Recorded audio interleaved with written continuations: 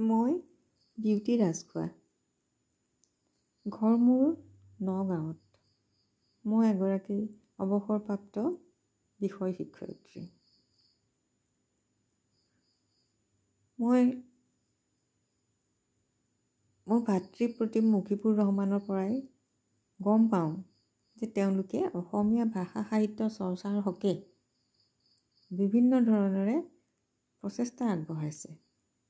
কৰ্ণাটকৰ মহীশূৰত প্ৰবাস খাটিও ভাষা সাহিত্যৰ কাৰণে তেওঁলোকে সেৱা আগবঢ়াই আহিছে।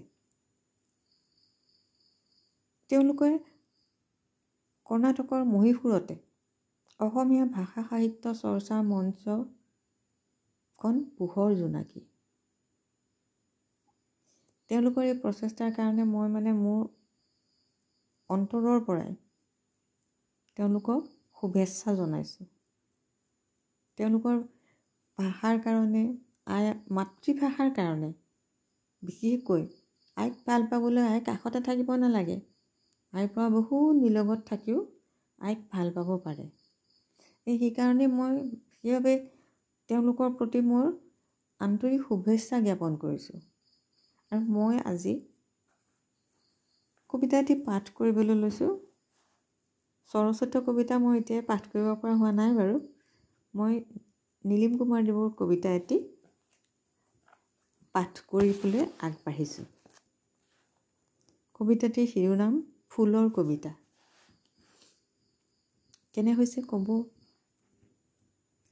কাক আদৰিবলৈ ফুলি থাক চম্পা, পদূলি মুখত দেখা নাই মানুহৰ আন্ধাৰ গোঙা মুখ আহোঁতে যাওঁতে। মানুহক আদৰিবলৈকো এনেদৰে সুবাস মেলি হাঁহি হাঁহি কিয় ফুলি থাক চম্পা। মানুহেতো এবাৰো চোৱা নাই তোলৈ, এবাৰো হহা নাই তোৰ পিনে চাই। কি দুখত ভৰি আছে মানুহৰ বুকু তইতো নাজানা চম্পা।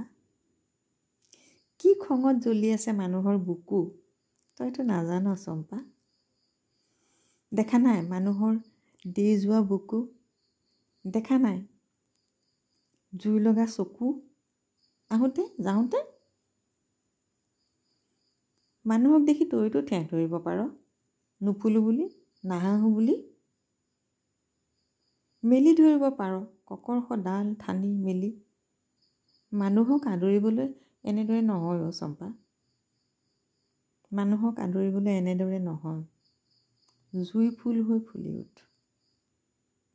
মই ইয়াৰ পিছত নিজস্বভাৱে অকণমান লগাই দিছোঁ।